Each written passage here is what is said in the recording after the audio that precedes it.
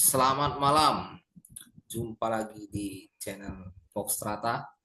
Kali ini kita akan melanjutkan project kita, Negonomi Project episode kelima. Apa itu saham? Ayo kita kupas tuntas banget, biar paham. Oke, jadi saham itu kan nggak asing ya. Sering, bahkan kebanyakan Gen Z, kebanyakan milenial saat ini sudah pada main saham ya, kebanyakan. Kenapa bisa rame? Itu nanti dijelaskan di episode lain ya. Karena saat ini sektor real sedang mati-matinya.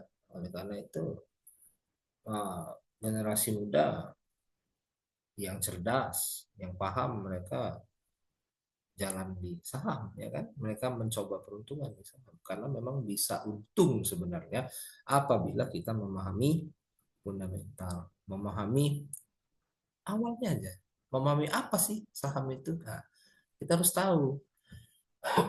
Nah, hari ini saya ini ingin mengajak teman-teman untuk tahu, bukan saya menggurui, bukan, tapi mengajak untuk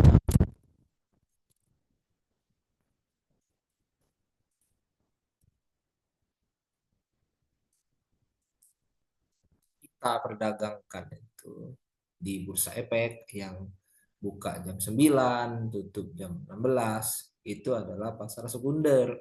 Jauh, jadi pasar sekunder itu adalah pasar di mana saham itu diperjualbelikan bukan emiten ke investor, tapi antar investor aja. Saling antar sesama yang sudah pegang, ya, sudah pegang saham tersebut diperjualbelikan. Ada yang lepas, ada yang beli, kayak gitu, itu namanya pasar sekunder. Nah, jauh sebelum ada pasar sekunder, ada pasar primernya. Pasar primer itu ya, yaitu adalah penjualan saham oleh perusahaan atau biasa disebut emiten kepada investor. Nah, itu namanya pasar primer. Jadi kalau kita berbicara soal saham, maka kita harus beranjak dari dasarnya. Dasarnya adalah apa? Undang-Undang Perseroan Terbatas nomor 40 tahun 2007. Jadi asal muasal saham itu ada di Undang-Undang PT. Undang-Undang PT. Next. Nah, jadi ini dasarnya benar-benar nih. Kita pelan-pelan saja ya. Jadi kenapa bisa ada saham itu awalnya di sini. Jadi di Undang-Undang PT ya, ketika seseorang itu, jadi nanti mundur lagi ya. Ketika orang ingin mendirikan PT, selain PT perorangan ya, itu membutuhkan dua orang atau lebih yang menggabungkan modal mereka ya. Itu mereka mendirikan yang namanya PT. Nah, ketika mendirikan PT itu, ketika mereka ke notaris ya, ke notaris untuk mendirikan PT ya, sebelum didaftarkan ke Kemenkumham, ada yang namanya modal dasar. Apa itu modal dasar? Modal dasar itu pengertiannya itu ini. Nah, jumlah total maksimal saham yang bisa diterbitkan oleh PT. Jadi modal dasar itu sudah disepakati sejak pertama kali mendirikan PT. Bisa diubah? Bisa. Tapi kan ubah akte lagi, keluar uang lagi. Jadi pada dasarnya ya, pada dasarnya ini sebelum bahkan dia itu didirikan, sudah disepakati modal dasarnya berapa. Kemudian ada yang namanya modal ditempatkan, berarti sudah ditempatkan. Modal dasar tadi 100%. Ditempatkan, misal ditempatkan 30% aja. Nah, kemudian yang ditempatkan 30% tadi wajib disetor. Jadi wajib ada uangnya gitu. Bukan halu gitu. Nah, sorry yang batuk ya. Jadi ya itu tadi modal dasar 100%. Kalau di aturannya, aturan undang-undang PT, modal disetor ini dan ditempatkan minimal 25%. Itu minimal. Jadi boleh nggak 30? Boleh. 50? Boleh. 25? Boleh.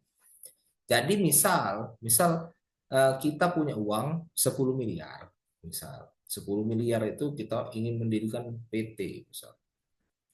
Adalah lucu ketika kita punya uang 10 miliar, ya punya modal 10 miliar, tapi modal dasar kita buat 10 miliar. Itu lucu, berarti orang tersebut amatiran dan belum paham. Gitu. Bisa jadi, bisa nggak kayak gitu? Bisa jadi. Tapi pasti ujung-ujungnya dia perubahan akte nanti. Karena modal disetor minimal 25%. Artinya jika kamu punya uang 10 miliar dan mau mendirikan PT, ya bikin 40 miliar lah. Paham nggak? Jadi 40 miliar ya. 25%-nya adalah 10 miliar. Kamu punya uangnya 10 miliar kan? Jadi ketika kamu punya uang 10 miliar, maka di akte pendirian modal dasarnya ditulis 40 miliar. Jadi yang kamu tempatkan dan kamu setor hanya 25%. Biar apa? Ini ada tujuannya. Biar nanti bisa menempatkan saham baru, bisa buat saham baru. Jadi para founder perusahaan emiten itu pasti mereka untungnya dari situ. Jadi yang ditempatkan baru 25% atau katakanlah sudah di atasnya lagi tapi belum 100%, kan dia bisa keluarin saham baru. Jadi yang 75 tadi apa? Itu yang sering disebut oleh orang-orang bisnis saham kosong. Saham kosong itu adalah saham yang belum ditempatkan. Jadi saham yang dari 100% saham di modal dasar, misalkan baru ditempatkan 50%, artinya 50%-nya lagi saham kosong. Nah, kayak gitu.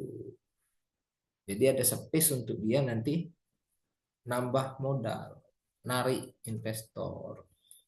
Makanya ada logika 25% ini. Tuh, ini kita baca di sini. Sudah dibayar. Potensi saham, sahamnya. Ya, kayak gitulah. Lanjut ya. Ini lanjut ke tulisannya nggak kelihatan ya tulisannya. Oh ini yang tadi. Eh, bahwasannya modal di sektor itu harus minimal 25% dari modal dasar. Nah, dari mana kamu sembarangan ngomong ini? Ada pasal 33 ayat 1 dasar hukumnya.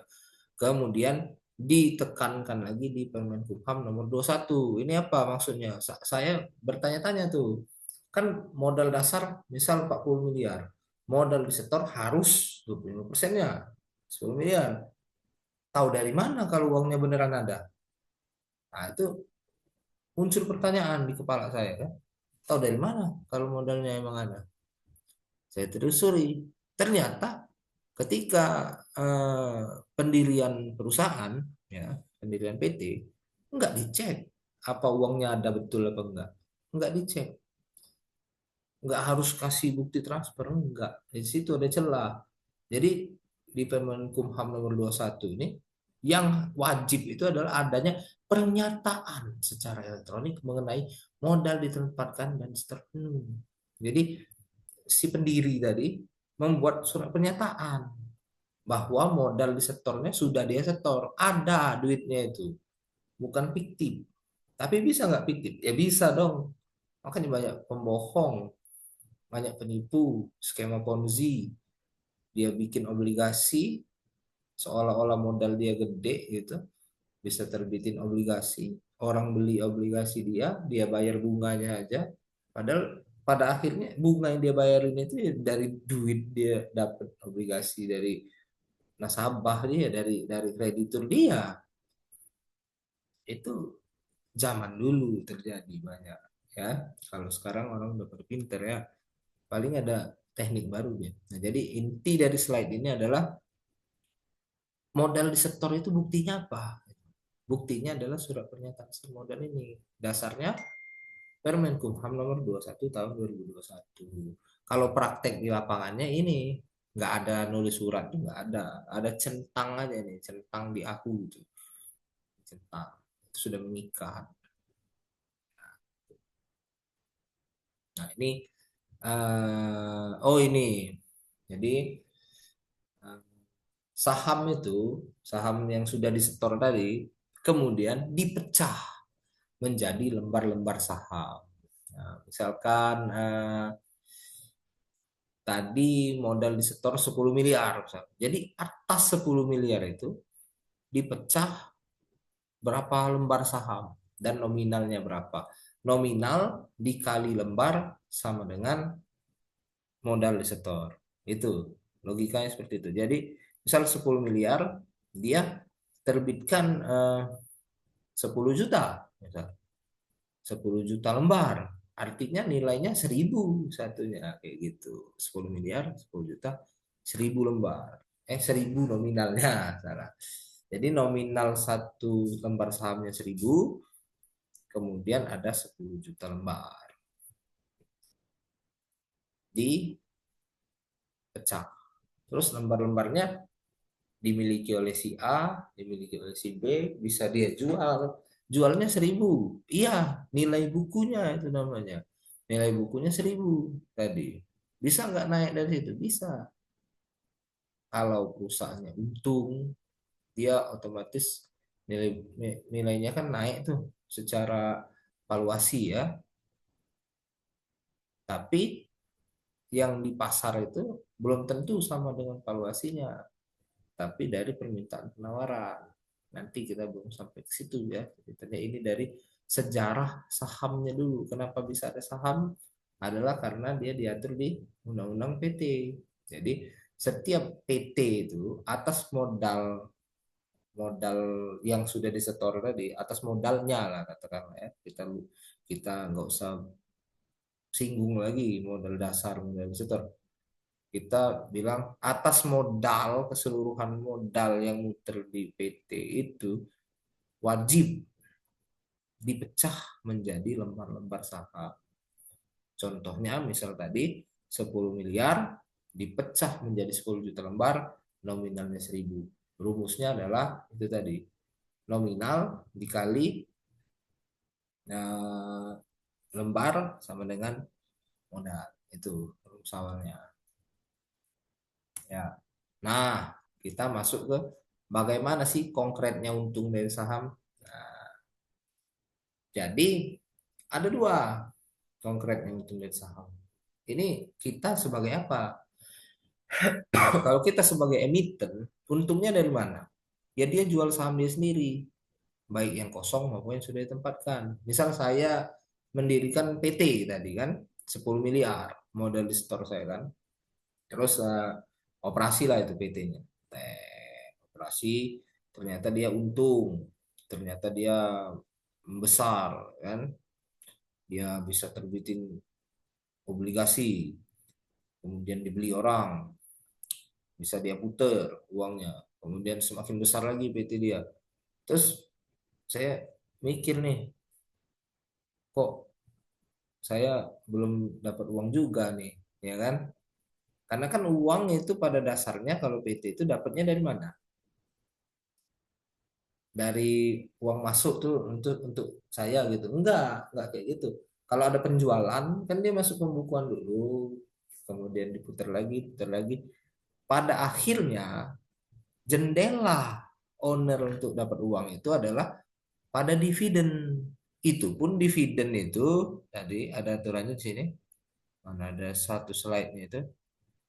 Nih, dividen itu nggak bisa semuanya dibagi karena ada kewajiban menyisihkan jumlah tertentu laba bersih sampai dengan 20% dari modal disetor.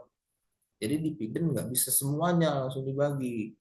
Waduh, kata si emiten tadi kan, saya untung banyak tapi belum bisa dapat uang banyak kata dia kan, kata si owner tadi. Ya dia bisa kalau mau dapat uang cepat karena perusahaan dia sudah ngetop tadi, sudah terkenal, sudah untung di mata masyarakat, perusahaan dia itu besar, dia jual saham dia. baik dia melalui IPO. IPO itu kan jadi perusahaan publik dia. Dia menjual ke seluruh orang, boleh terserah. Ataupun dia kalau dia punya punya koneksi, punya apa? Punya channel, punya teman-teman, dia bisa jual. Yang tadinya nilai bukunya berapa, dia jual lebih dari itu, dapat uang dia, ya kan? Paling-paling ininya terdilusi kepemilikan dia tadi misal 50% gara-gara ada yang masuk jadi kecil. Tapi sebanding dengan uang jauh, pasti jauh berkali-kali lipat, apalagi kalau IPO pasti berkali-kali lipat. Jadi itu dari mana konkretnya persahaman ini bisa menghasilkan dia duit ya, kalau sebagai emiten ya dari dia jual saham dia, ya kan, apalagi kalau IPO bisa puluhan kali lipat. Kenapa bisa begitu? Karena hype dari masyarakat tadi, bisa saya jelaskan nanti di episode lain. Karena gimana ya, dia bisa hype karena gak ada pilihan lain, gak ada pilihan lain, jadi pada beli gitu. Wah, bisa bisa untung banyak nih, ya kan? Orang dalam mah bisa udah pegang di harga berapa dinaikin tinggal jual untung banyak, ya kan. Ya itu nanti kita kan belum ke opini, kita berbicara fakta dulu ya. Jadi itu kalau yang kosong jelas untung, ya kan, karena kan dari angin gitu dia ciptain yang baru ya. Kalau yang sudah ditempatkan juga bisa kalau harganya itu lebih tinggi. Nah, kalau sebagai retail, sebagai orang biasa, rakyat biasa, kita-kita ini, bagaimana cara untung dari sahamnya? Capital gain sama dividen, ya kan? Capital gain ini kan beli murah, jual mahal, beli murah, jual mahal, dapatlah capital gain. Tapi kan itu seperti berjudi jadinya kata orang, ya kan? Ya memang, memang berjudi. Iya, jadi karena fundamental bisa kita pelajari bahwasannya, PT ini emang bagus, memang dia prospek, dia jauh dari bangkrut ya. Iya, tapi kamu taruh uang itu untuk apa?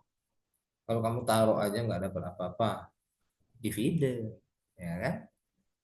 Tapi ada kepastian nggak bahwa si perusahaan ini bakal bagi dividennya? Nggak ada juga. Maka kata saya tadi, nggak ada pilihan lebih bagus. Hampir semua emiten di Indonesia jelek semua. Tapi karena nggak ada pilihan lain, nggak ada instrumen lain, ya udah, tetap tetap masuk juga gitu. Ya, jadi ada dua cara coba capital gain, dividennya. Nah, terkait dividen tadi, ada aturan di Undang-Undang PT itu bahwa modal disetor tadi katakanlah 10 miliar, artinya 20% dari 10 miliar, 20%-nya kan 2 miliar. Artinya setiap dia laba, dia harus menyisihkan sampai tercapailah 2 miliar ini. Kalau belum tercapai 2 miliar sebagai cadangan ini, ya nggak boleh bagi semua dividennya, nggak boleh. Harus mencapai 20% modal setor ini dulu, sudah tercapai entah berapa tahun itu nyapai. Baru boleh eh, bagi semua dividen. Dan itu kayaknya nggak ada deh. Ada nggak ya yang tercapai terus dia bisa bagi semua? Lagian ini aturan ada celahnya. Dia nggak bilang berapa, sisihkannya berapa. Wajib menyisihkan jumlah tertentu. Bebas. Yang penting nggak boleh dibagi semua jadi itu. Harus ada yang disisihin untuk cadangan. Gitu. Ini. Nah, sekarang kita masuk ke IPO ya. Kita mau bahas IPO. Apa perlu di review dulu tadi ya, review dulu lah ya. Artinya kan saham itu kan munculnya di Undang-Undang PT, bahwasannya saham itu adalah pecahan dari modal modal disetor di sebuah PT. Jadi modal disetor itu dipecah dalam bentuk nominal saham dan lembar saham. nominal dikali lembar sama dengan modal disetor. Ya, jadi itu pertama kalinya. Jadi saham itu adalah modal dari PT yang bisa diperjualbelikan di pasar primer maupun di pasar sekunder di bursa. Oke, jadi itu ya logika saham itu ya, bahwa juga saham itu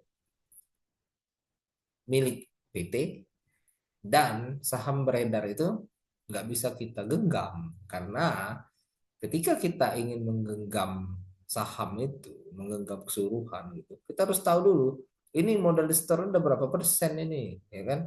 Ketika kita misal membeli suatu saham tertentu, kepemilikan saya ini sebenarnya berapa persen sih? Itu nggak bisa kita tahu selama mereka belum belum 100%, kan bisa nambah terus dia. Dia bisa nambah lagi. Misalkan modal di sektornya itu baru 58%, belum 100.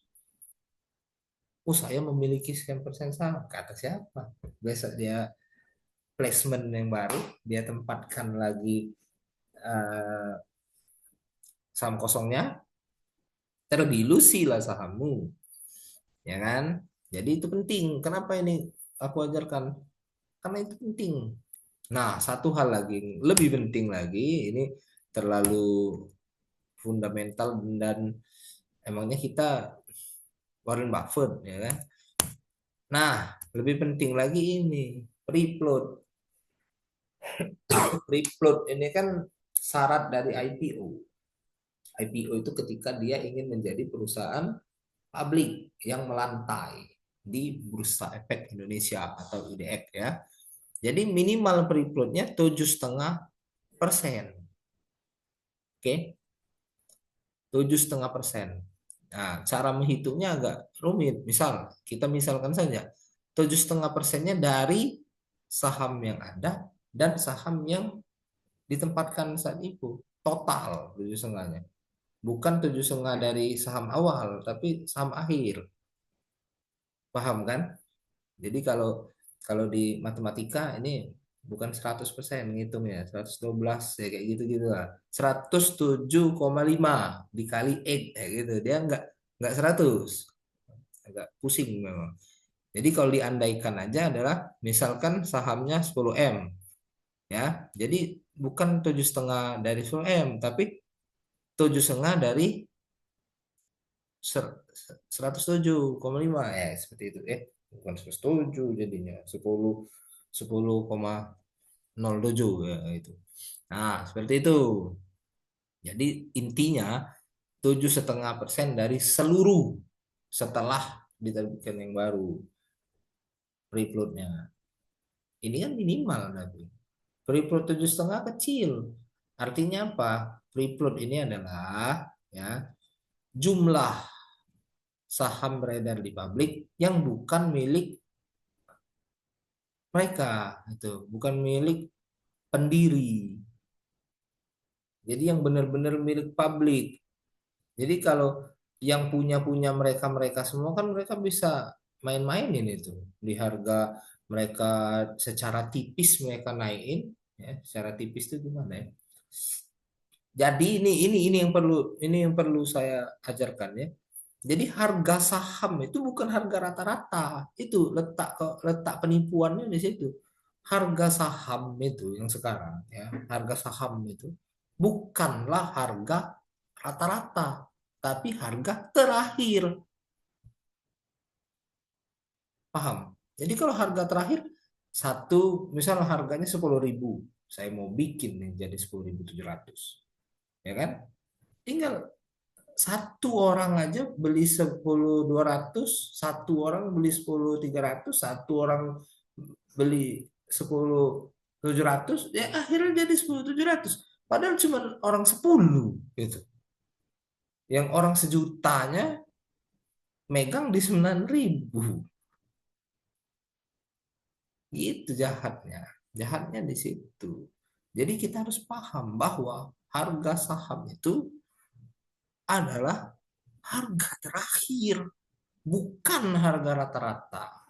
Di situ harus hati-hati. Jadi ketika wah naik, dia naik, dia mereka yang naikin itu. Kamu masuk, jeger kamu masuk.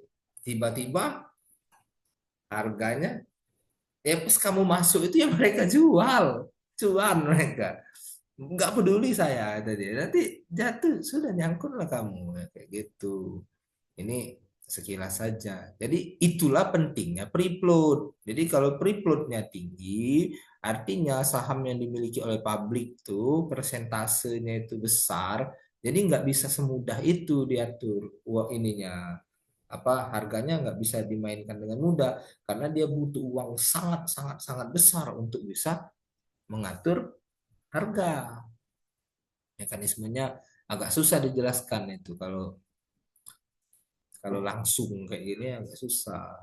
Tapi kalau saya bikinkan dulu nanti bisa lah. Saya pernah eh, riset ya, gimana naikkan harga, gimana ya saya mengerti itu dan bisa kita bahas nanti di pembahasan lainnya. Yang ya untuk menjelaskan itu saya membutuhkan membutuhkan selainnya gitu, membutuhkan petunjuk. Kalau secara langsung agak sulit karena rumit gitu ya. Harus sudah siap chartnya, udah siap hitungannya ya. Kalau nggak seperti itu ya rumit. Lalu kita lanjut nih. Ada namanya right issue, ada namanya private placement. Right issue ini kan hak daripada pemegang saham lama untuk ditawarin dulu dia saham baru. Kalau private placement, saham baru langsung direct ke investor tertentu. Perusahaan TBK adalah perusahaan milik publik. Tapi kok dia main kasih ya jadi ke orang investor temen dia misal. Boleh nggak? Boleh. Batasnya 10% cuma dari modal setor dan harus lewat RUPS. Jadi karena dia adalah perusahaan publik, perusahaan milik publik gitu ya. Jadi ya nggak bisa sembarangan dia nerbitin saham kosongnya. Yang bisa sembarangan itu logika logika undang-undang PT ini adalah sebelum dia jadi perusahaan publik. Kalau dia sudah jadi perusahaan publik, ya ribet. RUPS dulu. Yang belum publik juga RUPS, tapi kan saling kenal semua mereka itu, bukan publik. Jadi bisalah sepakat gitu. Kalau publik lebih diatur karena ketika dia sembarangan menempatkan lagi saham baru itu kan pemilik lama kan berkurang jadi porsinya jadi nggak bisa seenaknya ya. Jadi untuk episode kali ini itu yang ingin saya bahas bahwa cerita saham itu sebenarnya dari mana gitu kan dari diatur di mana di undang-undang PT bahwa setiap modal disetor yang ada di PT itu harus dipecah dalam jumlah lembar saham dikali nominal ya kan modal disetor. Kalau kita tarik lagi modal disetor itu apa? Modal disetor itu adalah modal PT yang ada, yang sudah ditempatkan eh, dari total. Gitu. Kalau modal totalnya itu namanya modal dasar. Modal dasar misalnya 40 miliar, modal di sektornya minimal 25%-nya. Nah, saham tadi yang mana posisinya? Modal di sektor tadi, ya yang contohnya misalnya 10 miliar, dipecah dalam lembar-lembar saham yang memiliki jumlah lembar dikali nominal sama dengan modal di sektor. Itu bahasa itu dasarnya, dasar pertamanya dia lahir itu dasar hukumnya adalah Undang-Undang PT, Undang-Undang Nomor 40 Tahun 2007. Itu. Kemudian saham itu ya, konkretnya bisa bikin untung, iya bisa banget bikin untung. Cuman hati-hati karena orang yang punya modal besar bisa mengatur harga. Kenapa begitu? Karena ini garis bawahin. Karena harga saham itu adalah harga terakhir, bukan harga rata-rata. Gitu. Itu kuncinya di situ.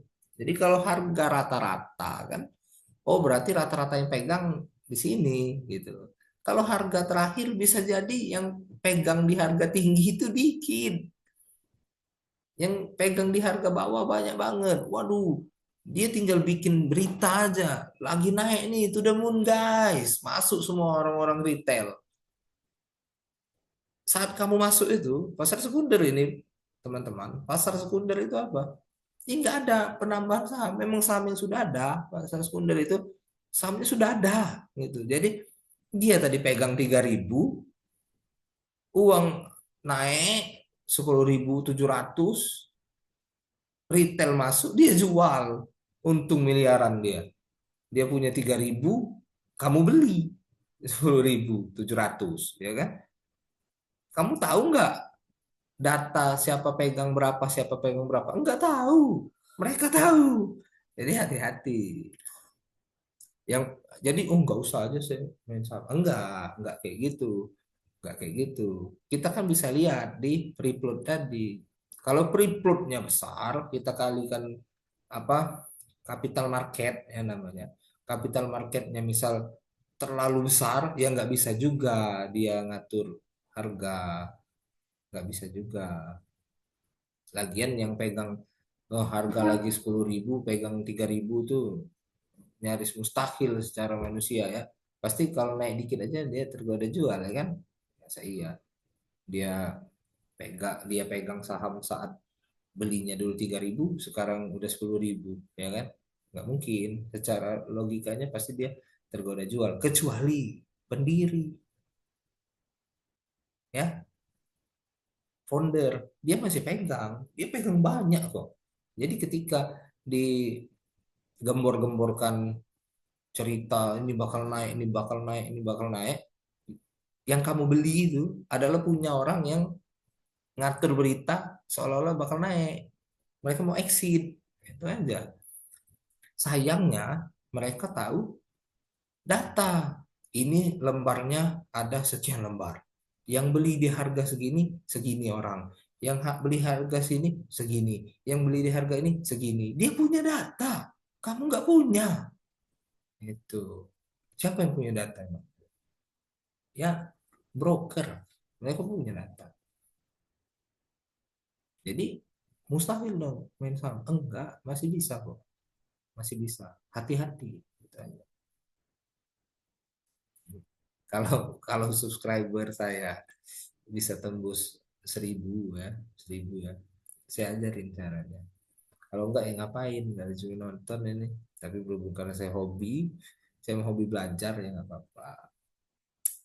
Ya, mungkin wrap up ya, sudah ya. Itu tadi ya. Eh, Bisa kita jelaskan di episode-episode lain karena saham ini bakal sering dibahas. Bukan cuma BEI. Nanti kita di pasar uang juga kita bahas, derivatif juga kita bahas, semua pasar kita bahas. Jadi bakal akan terus dibahas ya. Jadi untuk episode kali ini cukuplah. Mungkin itu saja. Terima kasih banyak teman-teman semua. Selamat malam. Have a nice day. Have a nice day.